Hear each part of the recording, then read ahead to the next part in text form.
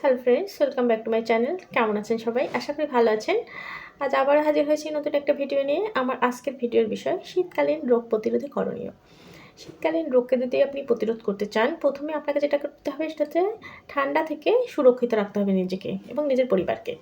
তো সেজন্য আমাদের যে গরম জামা কাপড়গুলো আছে সেগুলো রাতে এবং সকালে যখন ঠান্ডাটা বেশি লাগে সে সময় পরতে হবে। এবং যখন আপনি বাইরে বের হবেন, শীতকালে কিন্তু অনেক ঠান্ডা বাতাস থাকে। ঠান্ডা বাতাস থেকে বাঁচার জন্য নাক মুখ ঢেকে বাইরে কিন্তু বের হতে হবে। পুষ্টিকর গরম খাবার খেতে হবে। আদা, মধু, লেবু এগুলো কিন্তু রোগ প্রতিরোধ ক্ষমতা বাড়ায়। এগুলো খাবার তালিকায় আপনি রাখতে পারেন। সেই সাথে আপনি স্যুপ খেতে পারেন। পর্যাপ্ত পানি পান করতে হবে আপনাকে। গরমকালে কিন্তু অনেক পানির পিপাসা লাগে। আমরা কিন্তু পর্যাপ্ত পানি পান করি। কিন্তু শীতকালে পিপাসাটা কম লাগে সেহেতু আমরা অনেক সময় কম পানি পান করে ফেলি। কিন্তু এটার জন্য স্বাস্থ্যর জন্য কিন্তু ক্ষতিকর। তো সেজন্য আপনাকে কি করতে হবে?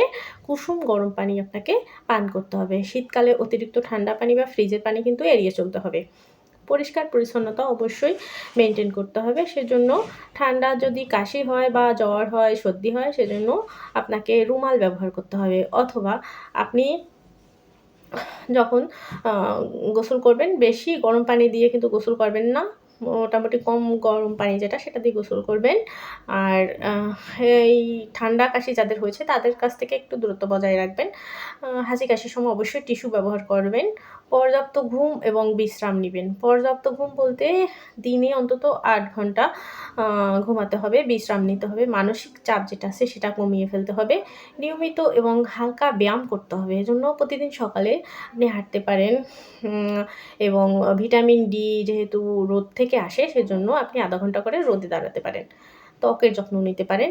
ত্বকের যত্ন নেওয়ার জন্য আপনি আম গ্লিসারিন জাতীয় যে জিনিসগুলো আছে সেগুলো ব্যবহার করতে হবে আপনার হাত এবং পায়ের গোড়ালি, তারপরে দেখা যায় অনেকের ঠোঁট ফেটে যায়। সেক্ষেত্রে গ্লিসারিন ব্যবহার করতে হবে। এছাড়া আরেকটা বিষয় আপনাকে বিশেষ সতর্কতা নিতে হবে। সেটা হচ্ছে যদি আপনাদের বাড়িতে বৃদ্ধ কিংবা ছোট বাচ্চা থাকে, সেক্ষেত্রে তারা যেন ঠান্ডার ভিতরে বাইরে না যায়, তারা যেন গরম কাপড়-চোপড় সবসময় পরে, সেই বিষয়ে খেয়াল রাখতে হবে। কারো যদি জ্বর ৩ দিনের বেশি এবং ঠান্ডা কাশি অনেক থেকে থাকে, তাহলে অবশ্যই ডাক্তারের পরামর্শ নিতে হবে।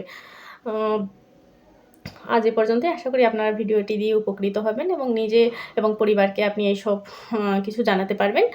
তারাও যাতে ঠান্ডা থেকে বাঁচার জন্য এই পদক্ষেপগুলো নিতে পারে। আশা করি আ সবার উপকার হবে। সবাই ভালো থাকবেন, সুস্থ থাকবেন। দেখা হবে অন্য কোনো ভিডিওতে।